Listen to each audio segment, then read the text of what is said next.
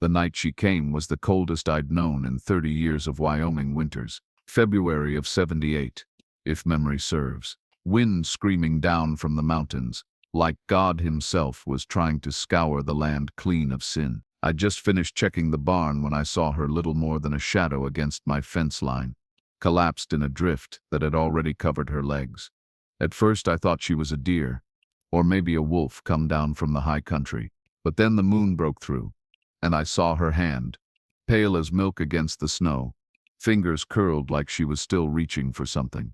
She couldn't have been more than 19, barefoot, dress torn near to rags, her lips blue as twilight, hair frozen in clumps against her face, and her belly, Lord have mercy, round as harvest moon beneath that threadbare cloth. I didn't need to wonder what brought her to my fence line in such a state. This territory's always been cruel to women without men to speak for them, crueler still to those carrying shame in their wombs. I stood there longer than I should have, the cold biting through my coat while my mind wrestled with what I was seeing. There's moments in a man's life that split everything into before and after.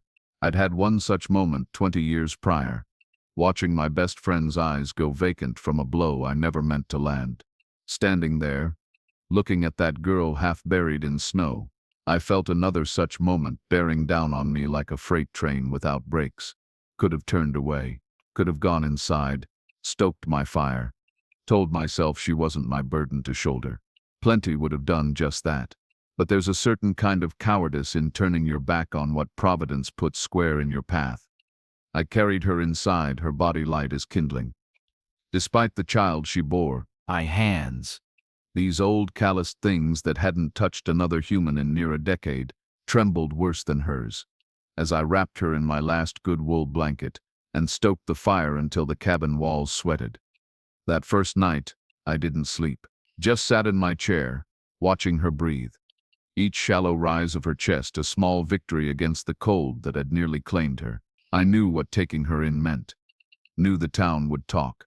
Knew Sheriff Madsen would come calling with that Bible he carries but never seems to read.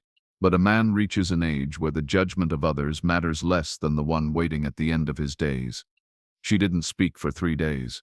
Just watched me with eyes dark as well, water flinching whenever I moved too quick. I fed her broth with steady hands, spooning it between cracked lips, talking quiet nonsense like you would to a spooked mare. When I washed her feet, blackened with frostbite at the toes, she wept silent tears that carved clean tracks down her dirt-smudged face. I've seen men die in the war, seen cattle freeze standing up in blizzards, but nothing ever twisted my heart like those silent tears. I cut away the dead flesh from 2 of her toes with my hunting knife, heated red in the fire. She didn't scream, just bit down on a leather strap I gave her, and squeezed my forearm hard enough to leave bruises. Afterward, I mixed a poultice of yarrow and comfrey like my Cherokee hunting partner had taught me during the war. The cabin smelled of blood and herbs and fear. Should heal clean, I told her, wrapping her feet in strips torn from my last good shirt. Might limp some, but you'll walk. She nodded, eyes fever bright but steady. There was steel in her, beneath the fragility, the kind forged by early hardship. On the 4th day, when she finally spoke, her voice came rough as barbed wire. Why? Just that one word. But it carried the weight of every betrayal she'd known. Why help her when others had cast her out? Why shelter what they'd condemned? Don't need a reason to do what's right, I told her, though we both knew that wasn't entirely true. There's always reasons, buried deep as fence posts in frozen ground. She said her name was Emma Coulter, and something cold slithered down my spine. Coulter. I hadn't heard that name spoken in 20 years. Not since I buried my best friend Jacob after a night of whiskey turned to blood and regret. I'd killed him with my own 2 hands. Not meaning to, never meaning to, but dead all the same from a blow that should have just ended the fight, not his life. And now his daughter sat before my fire, carrying another man's child, cast out like Hagar into the wilderness. Life has a way of bringing debts full circle. That night I dreamt of Jacob for the first time in years, not as I last saw him, eyes fixed and empty, blood pooling beneath his head on the saloon floor, but as he'd been in life, laughing as we drove cattle across the Powder River, teaching me to track elk through new fallen snow. Standing beside me, as I buried my father, his hand heavy on my shoulder, anchoring me to the world when grief threatened to wash me away. In the dream, he spoke no words of forgiveness, just looked at me with those gray eyes that always seemed to see more than what was there, and nodded once, slow and deliberate, before turning toward his daughter's sleeping form. I woke with tears cold on my face, and the certainty that whatever chance at redemption I might ever be granted had just arrived half frozen at my door. By the second week, she began to move about the cabin, her strength returning in small measures. Her belly stretched the fabric of one of my old shirts, the only thing large enough to fit her. The bruises on her arms and face faded from purple to yellow, telling their own story without words. "They'll come for me," she said one evening, eyes fixed on the flames. "The Reverend won't let this stand." "Let them come," I said, though my voice lacked the conviction my Winchester leaning by the door provided. It was that same night she told me everything. How Sheriff Madsen had found her alone at her mother's grave last spring. How he'd offered comfort that turned to possession. How his seed took root, despite his promises.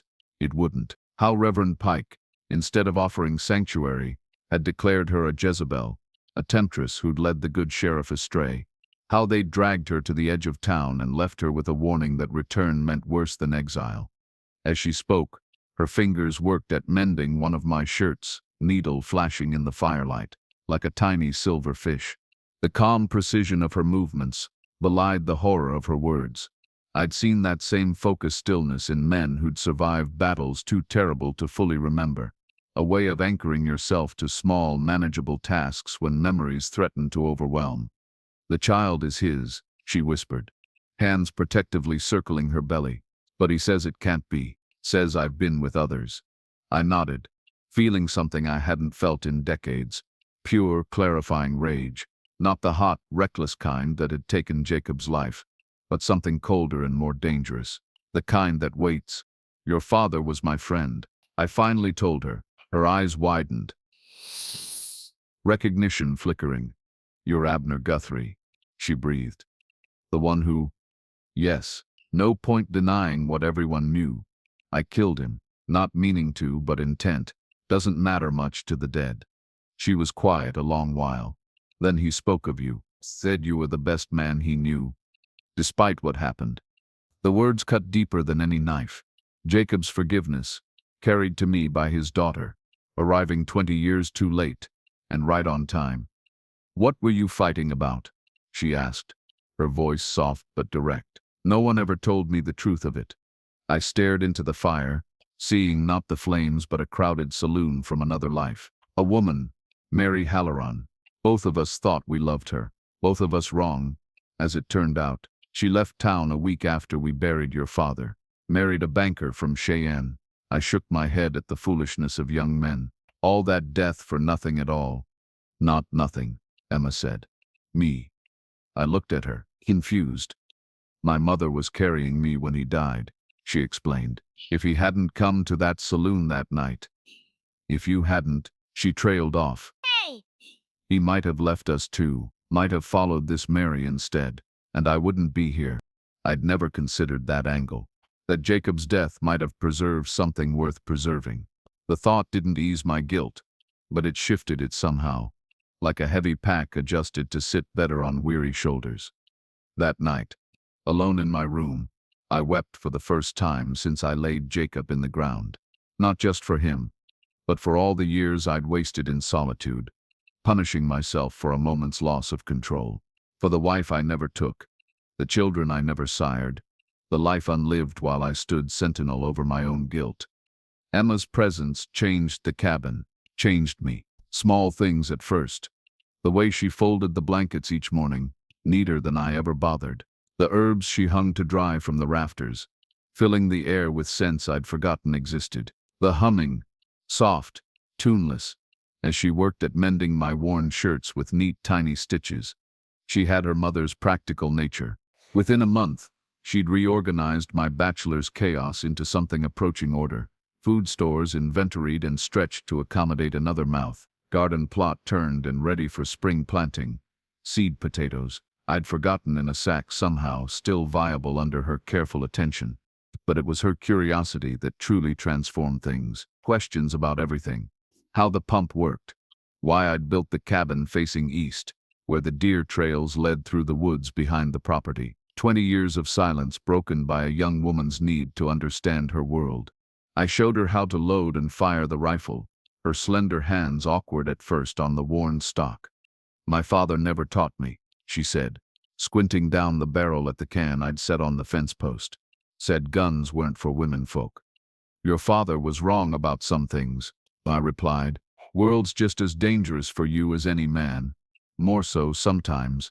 When she hit the can on her third try, the pride in her eyes was like sunrise breaking. Reminded me so much of Jacob the day he dropped his first elk, that I had to turn away, pretend I was checking the horizon. Each night by the fire, I taught her letters from the dog-eared Bible and the few other books I owned.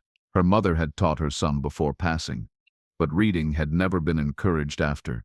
She took to it fierce, like a soul starved. Sometimes I'd catch her mouthing words to herself as she worked, practicing, storing them up like a squirrel with acorns before winter. "What was he like?" she asked one evening. "My father, the real him, not the stories people tell." I stared into the flames a long while before answering. "Loyal, stubborn as a mule, could track a ghost through a blizzard, told terrible jokes that only he laughed at." I paused, remembering. "He saved my life once. Grizzly had me cornered up by Medicine Bow. Jacob rode in howling like a banshee, scared that bear half to death." She smiled, one hand absently stroking her belly, as the child within kicked. "And my mother? Did you know her?" "Some. Sarah was like clear water, quiet but deep. Your father was a better man with her than without her." "Like you might have been," she said softly, "if you hadn't carried him to his grave instead." I couldn't answer that. Some truths cut too close to bone. Later, in those quiet hours between night and morning, I heard her crying. Soft, muffled sobs she tried to bury in her pillow. I stood outside her door, hand raised to knock, then lowered it again. What comfort could I offer? I, who had taken her father from her before she drew her first breath. Instead, I went to the trunk at the foot of my bed and dug out the packet of letters I'd kept all these years. Jacob's letters from when I'd gone east during the war. His bold, slanting script filling pages with tales of Wyoming territory, of Sarah, of his hopes for the child to come. I slipped them under her door before dawn. See, not absolution. Nothing so grand as that, but a piece of the father she'd never known, preserved in yellowed paper and fading ink. That evening she said nothing of the letters, but her eyes were different when they met mine. Softer, more knowing, as if she'd finally seen me whole. Not just the killer of her father, nor merely her rescuer from the snow, but the complex, flawed man who'd been both. They came 3 days later, just as the sun began to sink. 8 riders, led by Sheriff Madsen with his polished star and Reverend Pike with his black coat and blacker heart. I'd been expecting them since I first brought Emma inside, had cleaned my rifle every night while she slept. I'd spotted the dust from their horses an hour before they arrived, had time to prepare, to settle my mind for what might come. Emma had seen it too, her face going still as she watched from the window. "You could let me go with them," she said quietly. "Save yourself the trouble." I looked at her, really looked, and saw not just Jacob's daughter, nor a girl in need, but a woman with her own fierce courage. "That what you want?" She met my gaze steady. "No, but I wouldn't hold it against you." "Then there's nothing more to discuss," I said, checking the Winchester's action one last time. "Stay inside until I call you." "You've already killed one man," she said, her voice catching. "Don't make it 2 on my account." I touched her shoulder briefly. The first time I'd done so outside of necessity. Some things are worth the price. When they crested the last rise before my fence line, I was waiting on the porch, rifle held loose but ready across my lap. They approached slow, wary, like wolves testing the boundaries of new territory. "You've got something doesn't belong to you, Guthrie," Madsen called from beyond my fence. Snow had started falling again. making ghosts of them all. I stood, Winchester cradled in the crook of my arm, law not threatening. Not yet, but a reminder. Nothing here that wasn't abandoned, I answered.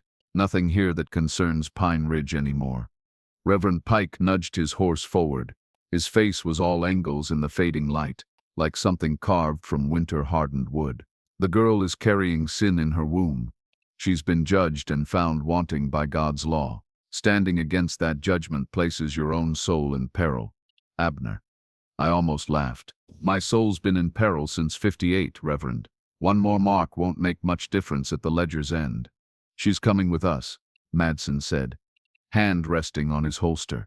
The metal star on his chest caught the last light, flashing like a signal. That child needs to be born away from decent folk, where its nature won't corrupt others. Its nature, my voice was soft, dangerous, or its paternity, Sheriff. I saw the fear flicker in his eyes then, followed quickly by anger. You calling me something, old man? Not calling, asking. I shifted the rifle slightly. Emma told me who fathered her child, told me how a man of the law took advantage, then cast her out when she carried evidence of his sin, told me how a man of God helped hide the sheriff's transgression by calling her whore. Murmurs spread through the other riders. This wasn't the story they'd been told. She's lying, Madsen hissed.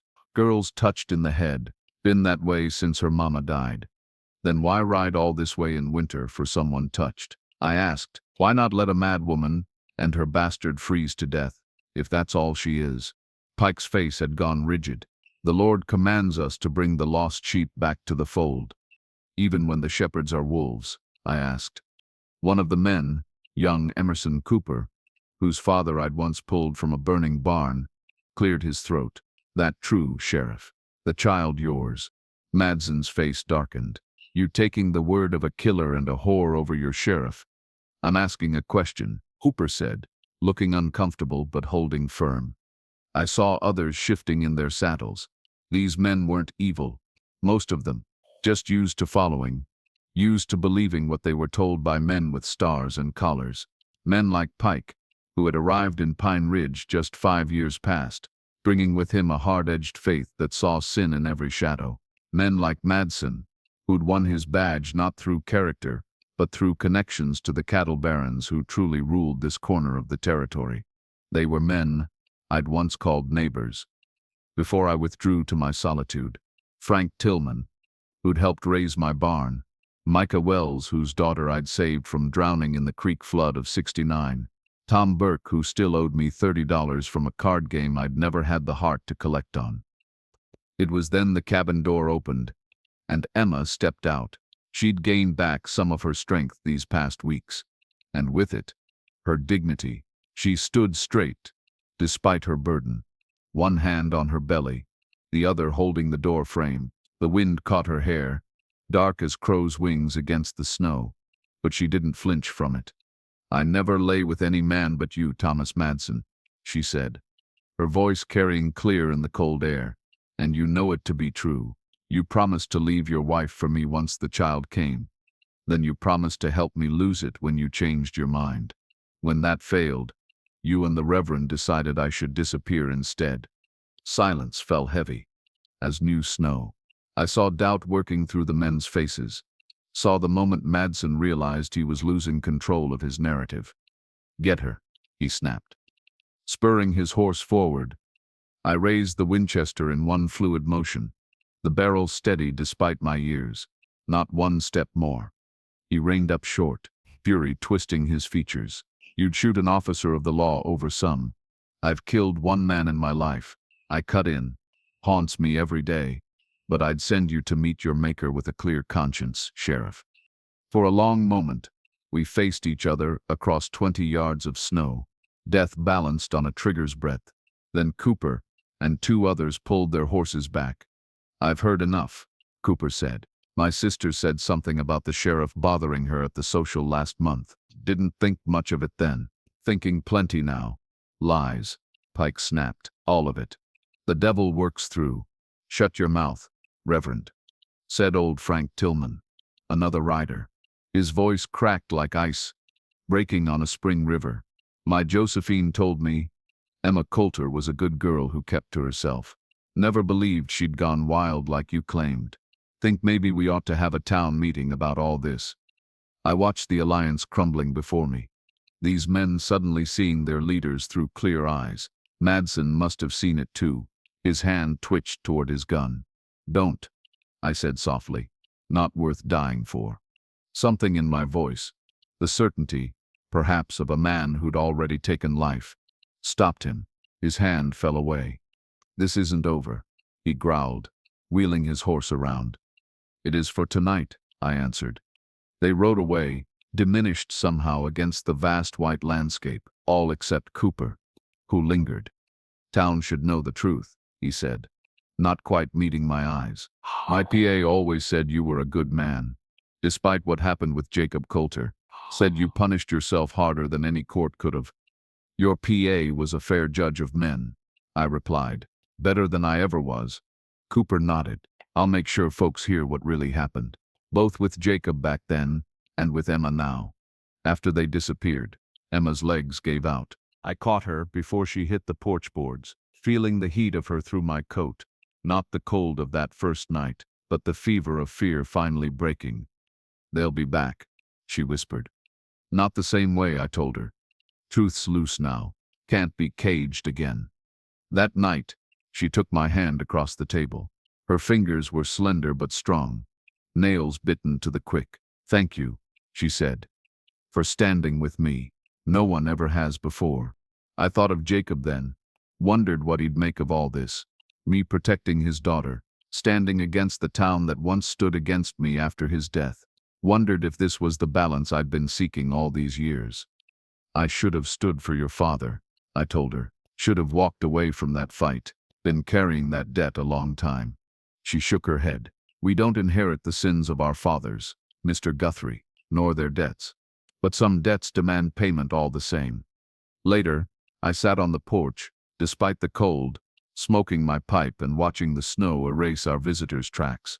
The mountains loomed black against the star field, eternal and indifferent to the small dramas of men. I thought of all the decisions, good and bad, that had led me to this moment. A moment where I'd willingly put myself between harm and Jacob Coulter's daughter. Perhaps this was what redemption looked like. Not grand gestures or divine forgiveness, but the simple hard work of protecting what your mistakes once damaged, of standing firm when standing firm was all that's left to do. Spring came early that year.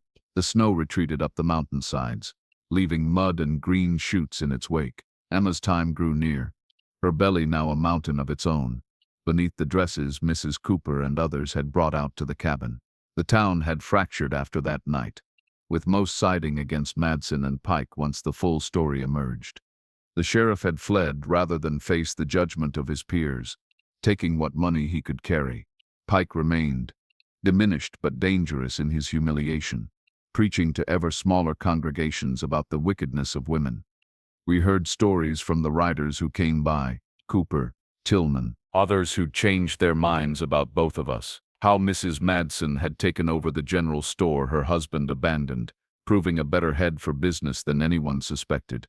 How 3 more girls had come forward with tales of the sheriff's unwanted advances once he was gone. How the town council had voted to appoint Cooper as interim sheriff until proper elections could be held. I taught Emma to read properly during those months. Her father's schooling having ended with his death, she took to letters like a hummingbird to nectar, devouring the few books I owned. I showed her how to handle the Winchester too, though I prayed she'd never need the skill. We settled into a rhythm. Her and I, strangers turned family by circumstance and choice. Each morning I'd wait to find coffee already boiling, bread rising by the stove. She'd taken over the cabins, keeping in ways I'd never bothered with. Curtains made from flour sacks, softening the windows, wild flowers in tin cans bringing color to the rough-hewn table. One day in early April, I found her studying the daguerreotype I kept, the only image of Jacob and me together, taken in '57 before everything fell apart. 2 young men with beards and serious expressions, trying to look older than their years. You looked like him, she said quietly, around the eyes. Folks used to think we were brothers, I admitted. We let them believe it sometimes as a joke. She traced Jacob's face with a gentle finger. I have his chin, Mother always said. And his stubbornness, I added. Way you set your jaw when you've made up your mind. Pure Jacob Coulter. She smiled at that, pleased by the connection to a father she'd never known. Then her expression grew thoughtful. He would have wanted you to be happy. You know, not spending your life alone out here. I shifted uncomfortably. Made my peace with solitude a long time ago. Peace isn't the same as happiness, she said, setting the picture down. And solitude isn't the same as living. I had no answer for that. Truth was, I'd forgotten the difference myself. Sometimes I'd catch her watching me. A question in her eyes I couldn't answer. Not because I didn't know what she was asking, but because a man my age has no right to the kind of future such questions imply. I was her shelter, her protector. Nothing more, nothing less. Some bridges can't be crossed, shouldn't even be approached. We developed a quiet rhythm, this girl young enough to be my daughter and me, an old killer seeking absolution. Sometimes, catching her profile against the evening light, I'd see Jacob in the set of her jaw, the slope of her brow, his blood, carrying forward, despite the grave I'd put him in. Her waters broke on the first, truly warm day of May. I rode for the midwife like the devil himself was at my heels, returning to find Emma pacing the cabin floor, face set in determined lines. Don't you die, I told her fiercely, as Mrs. Tillman shooed me outside. You hear me, girl? There's been enough death around me. She smiled through her pain. Not planning on it, Mr. Guthrie. I spent 7 hours pacing my own yard, smoking until my throat burned, making bargains with a god I'd long since stopped addressing. The sun set and rose again on my vigil, painting the mountains gold while inside.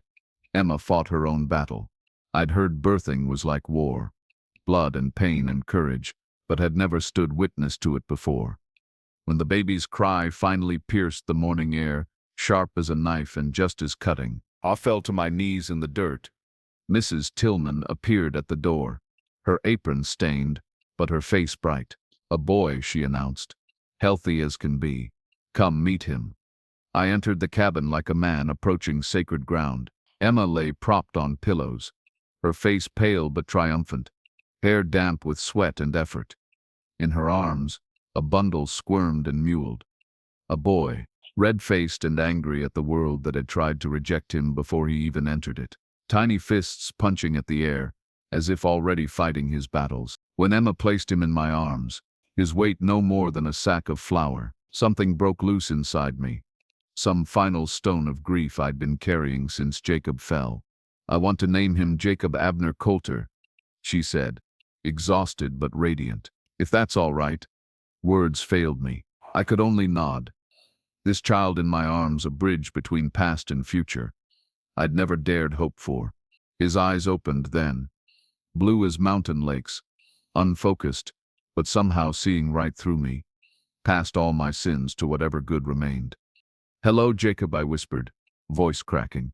Welcome to the world. In that moment, holding Jacob's grandson, I felt the circle of my life closing somehow, not ending, but completing a turn I hadn't known it was making. The wheel coming back to where it started, but higher up the mountain. This time, the years that followed were the richest of my life. The boy grew strong, with his mother's quiet dignity and his grandfather's laugh. Emma flourished too, her mind sharp as any man's, sharper than most. She began teaching the Cooper children their letters, then others from town as her reputation for patience and wisdom spread. Young Jacob took his first steps across my cabin floor, chasing a carved wooden horse I'd made him, spoke his first words.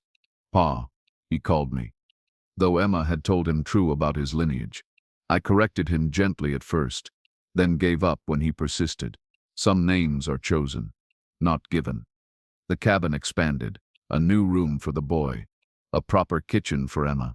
My hands, so long used to taking life, found purpose in creation. Each nail driven, each board planed smooth, was atonement of a sort. Pike left after his congregation dwindled to nothing, seeking easier soil for his poisonous seeds. We heard Madsen died in a Denver saloon, shot by a woman he'd tried to force himself upon. Neither absence was mourned. On Jacob's 5th birthday, Emma received an offer to teach at the new schoolhouse in town. I urged her to take it, knowing she deserved more than a life tethered to an aging rancher's redemption. "We'll move to town then," she said, as if it were the simplest thing in the world. "No," I told her. "This is my place. You need your own. Both of you." She studied me with those dark eyes that saw too much. "Your family, Abner. Jacob's family. Mine too. If you'd let yourself be." "I'm an old man with blood on his hands," I reminded her. "You're the man who saved us," she countered. "The man who's raised my son like his own. The man I—" She stopped, something vulnerable flickering across her face before she squared her shoulders. "The man I won't leave behind. Not again." I don't know what it was. Her stubbornness, though like her father's, or the way little Jacob looked up at me with complete trust.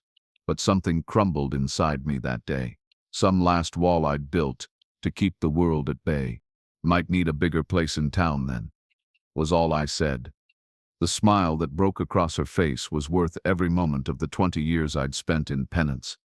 We were married that autumn, in a small ceremony, performed by the circuit preacher who'd replaced Pike. Some in town whispered about the impropriety. Her youth, my age, the boy who called me Pa, but more stood with us. Emma resplendent in a blue dress, Mrs. Cooper had sewn, me uncomfortable in a stiff collar, but proud beyond words when I spoke my vows. That night, after Jacob was asleep in his new room in our small house at the edge of town, Emma came to me not as a ward or a friend, but as a wife. I'd feared that moment, feared my own unworthiness of such a gift. But in the quiet darkness, with nothing between us but breath and beating hearts, I found not just desire but absolution in her arms. "I've loved you since that first night," she whispered against my chest, "since you carried me through the snow like I was something precious, not something shameful." "You were," I said. "You are." That was 12 years ago now. The boy is tall for his age, with his mother's quiet strength and a curiosity that keeps us both young. Emma teaches at the schoolhouse in town, respected and valued for her gentle wisdom. And I found a place I never expected, as husband, as father, as a man forgiven. Jacob knows the truth of his heritage, now both his grandfather's death at my hands and his father's abandonment, but he bears neither as a burden.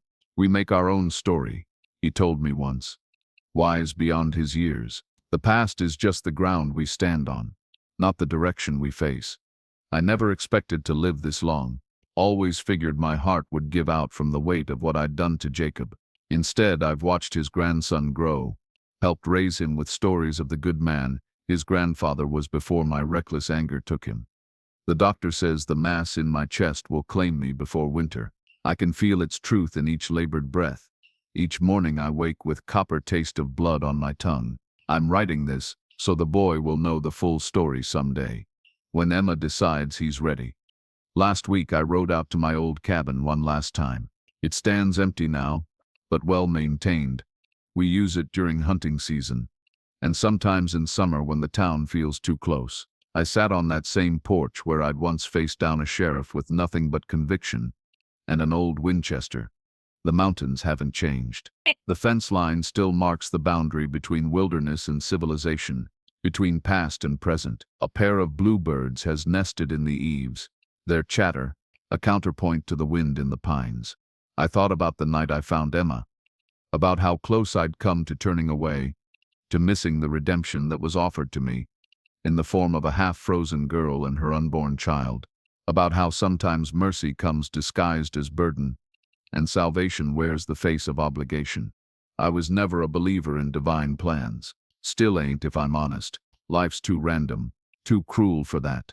But I do believe in debts and their payment, in how a single act of decency, even from soiled hands like mine, can ripple outward in ways you never see coming. That night, carrying Emma through the snow, I thought I was saving her. Never realized she was saving me right back. I'll be gone soon. We'll finally face Jacob man to man and beg forgiveness proper. But I go knowing I kept his blood alive in this world, knowing his daughter and grandson will carry forward, strong and free. That's enough redemption for one old cowboy. Enough and more.